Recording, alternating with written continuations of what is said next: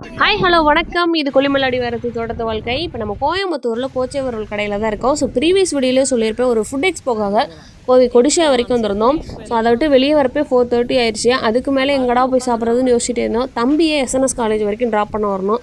பக்கத்துலேயே கோச்சே வறுவல் இருக்குன்னு சொன்னான். சரி அங்கேயும் இங்கேயும் ஏன் போய் அலையணும், மெயினாக நம்ம குட்டி தம்பியை வேறு கூட்டிகிட்டு வந்திருந்தோம். அவன் ஃபுல் டே நம்ம கூட அந்த கூட்டத்தில் எல்லாம் அலைஞ்சதுக்கு டயர்டாக இருந்தான். ஸோ அவனுக்கும் ஒரு ரிலாக்ஸ்டாக இருக்கணும், ஸ்பேஸ் நல்லா இருக்கணும் அப்படின்னு சொல்லிட்டு இங்கே வந்தாச்சு. அதுக்கு முன்னாடி நம்ம சேனல் ஃபஸ்ட் டைம் வந்தால் மறக்காமல் சப்ஸ்கிரைப் பண்ணி சப்போர்ட் பண்ணிக்கங்க. ரொம்ப எதிர்பார்த்து வந்தோம். அந்த எதிர்பார்ப்பில் என்னாச்சுன்னு போவோம் நீங்களே தெரிஞ்சுக்கிங்க. டேஸ்ட்டில் எப்படி இருக்கோ இல்லையோ, ஃபுல் டே அலைஞ்சதுக்கு இந்த இடம் அவ்வளோ ரிலாக்ஸ்டாக இருந்துச்சு. இலையை போட்டு தண்ணியை தெளிச்சாச்சு. நம்ம என்னென்ன ஆர்டர் பண்ணியிருந்தோன்னு பார்த்தீங்கன்னா, சட்டி வறுவல் ஆர்டர் பண்ணியிருந்தோம். அப்புறம் ஆசாரி வறுவல், அப்புறம் ஸ்பெஷல் கோச்சை வறுவல் ஒன்று, அப்புறம் ஒரு நாட்டுக்கோழி பிரியாணி சொல்லியிருந்தோம். அப்புறம் மீல்ஸ் 2 சொல்லிட்டோம். ஸோ அதுக்கு நாட்டுக்கோழி தண்ணி குழம்பு, பச்சைப்புளி ரசம், தாளிச்ச ரசம் எல்லாம் வந்துடும். சாப்பாடு, ரசம், தண்ணி குழம்பு இதெல்லாமே அன்லிமிட்டடு. தயிர் வேணும்னா நம்ம எக்ஸ்ட்ரா பே பண்ணி வாங்கிக்கணும். இது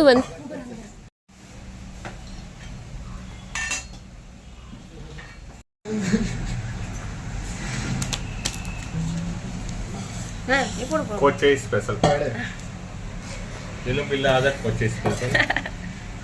நன்றாக இருக்கு. எலும்பில்லாத கோச்சை ஸ்பெஷல். சட்டி சோறு அது. ஆமா நான் பிரியாணி நினைச்சேன். பிரியாணி நினைச்சிட்டு இருக்கேன். பிரியாணி அங்க இருக்கு. பிரியாணி நினைக்கிட்டேன். இந்த அப்படியே சீக்கிரம் பிரியாணி வைங்க.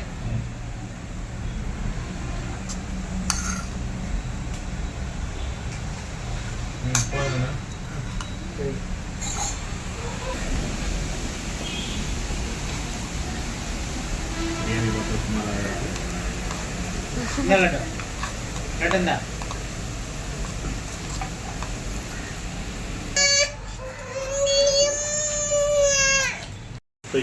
பார்த்தா ஆசாரி பார்த்தாவே பயப்படுது. ஆசாரி வறுவல் வரமிளகம் நிறைய போட்டிருக்காங்க. நாங்கள் காட்டு வறுவல் சொல்லலாம்னு நினச்சோம். ஆசாரி வறுவல் இந்த லெவலில் இருக்குது. ஃபஸ்ட்டு கோச்சை ஸ்பெஷல் வறுவலை ட்ரை பண்ணிடலாம். இதுவா ஜூஸியாக இருக்கும் ஆசாரி வறுவல். கொஞ்சம் பயமாக தான் இருக்கு.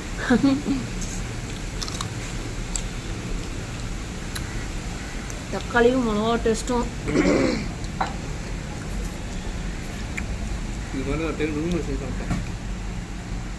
இது என்ன வெறும் மிளகா மட்டும் போட்டிருப்பாங்களோ? இதே மாதிரி ரூமில் ஒரு வாட்டி செஞ்சு சாப்பிட்டேன்.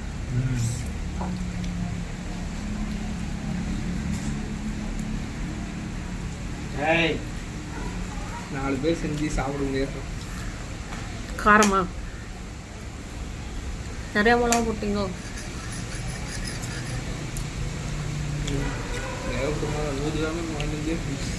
அப்படியே உடச்சி விதையோட போட்டீங்களோ? விதைய எடுத்து தான் போட்டோம். அப்படியே காரமா? சட்டி சோறு நல்லா சட்டி சோறு நல்லா இருக்கு. நீங்கள் என்ன பிரியாணி எதாவது வச்சுக்கல? பிரியாணி வச்சுக்கலையா?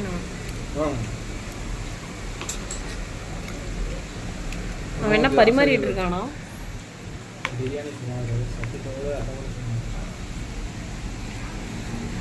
சும்மா குழம்புல கிளறி விட்டுருக்காங்க.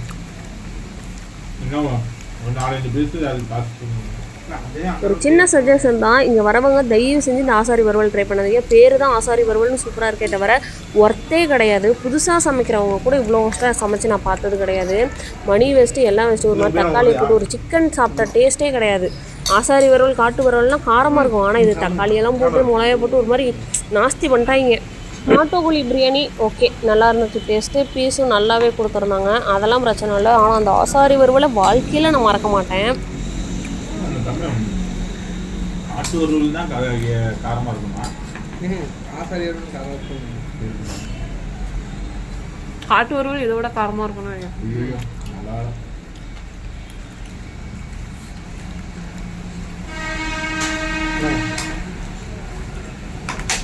போன்லெஸ் ஓகே தான். சட்டி சோறும் ஓகே தான். என்னென்னா அந்த கிரேவியில் முன்னே சோறு போட்டு கொஞ்சம் நேரம் ஊறி இருந்தால் நல்லா இருந்திருக்கும். அப்படியே என்னமோ போட்டு எண்ணெயில் போட்டு பரட்டி எடுத்து வந்த மாதிரி இருந்துச்சு.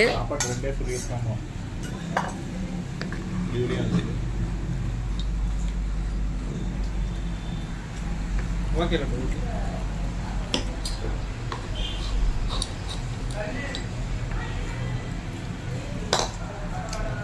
ம் அந்த பாசம் மூணு மூங்குது. போட்டு எல்லாத்துலேயும்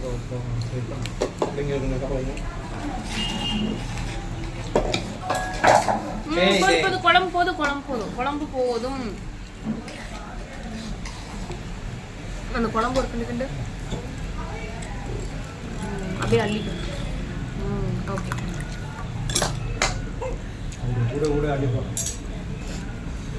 நைட்டு ஃபுல்லாக சாப்பாடு தான். கறி தோசை நல்லா இருக்கு. போதும். என்ன குழம்பு வைங்க? குழம்பு மட்டும்தான். 3 மணி ரசம் கிடையாது. ரசம் தான் 2 ரசம் வந்திருக்கு. 2 ரசம், பச்சை புளி ரசம். குழம்பு ஒரு குழம்பு தானா? கோழி தான் இங்க.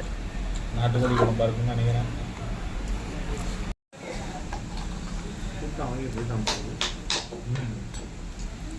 முன்ன சொன்ன மாதிரி தாங்க சட்டி சோறு வந்து ஓகே தான். ஏன்னா கொஞ்சம் நேரம் கிரேவியில் போட்டு பெரட்டி வச்சுருந்தோம்னா அந்த டேஸ்ட் இறங்கி நல்லாயிருக்கும். அது எப்படியே அப்படியே போட்டு பெரட்டி எடுத்து அந்த மாதிரி இருக்குது. அதுக்கு நம்ம கிரேவி வாங்கி நம்மளே பசங்க சாப்பிட்ருக்கலாம். கலக்கி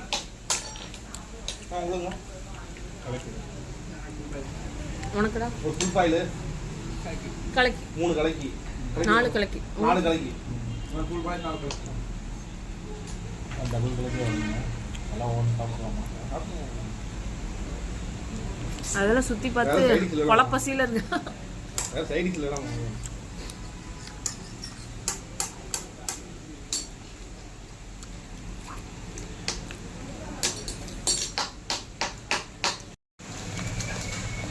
என்ன பார்க்க போகிறோம்?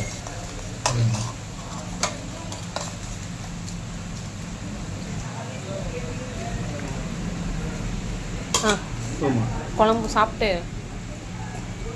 போதும். சாப்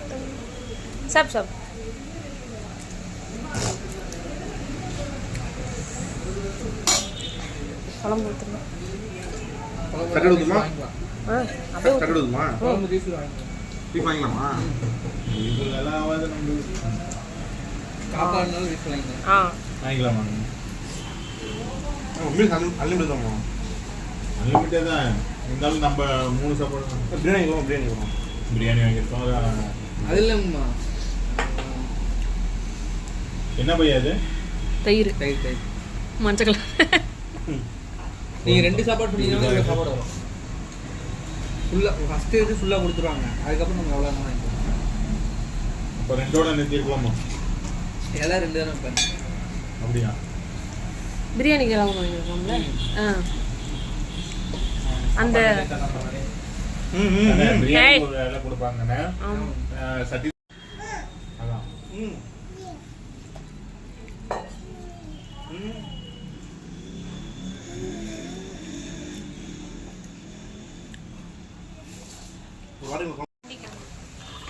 இது நார்மல் ரசம்.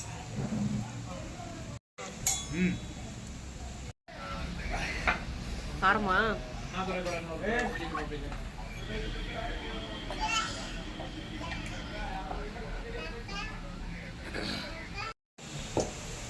ரசம் தானே இது? ரசம் கிண்டாத மேலால ஊத்து. தேங்காய் போல எங்க தம்பி தேங்காய் இது குடிக்கிறானா?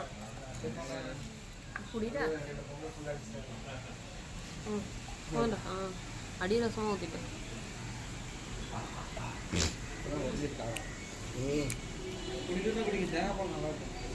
தேங்காய் பால் நல்லா இருக்குமா? ட்ரை பண்ணுங்க.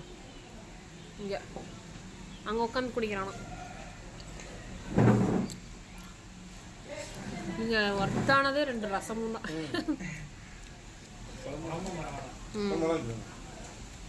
அது ஓகே. இந்த கோச்சை ஸ்பெஷலாக நல்லா இருந்துச்சு.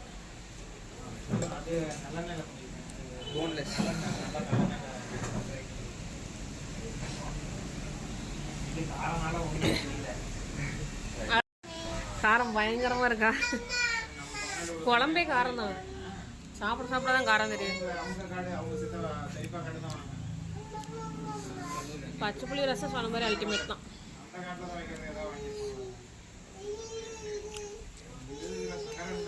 ஆனா யாரும் இப்பெல்லாம் சின்ன வெங்காயம் போடுறதில்ல. பெரிய வெங்காயத்தை கட் பண்ணி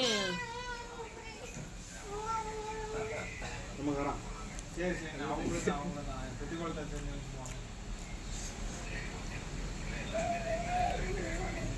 அது அப்படியே கொஞ்சம் 2 வருஷம் ஆச்சு.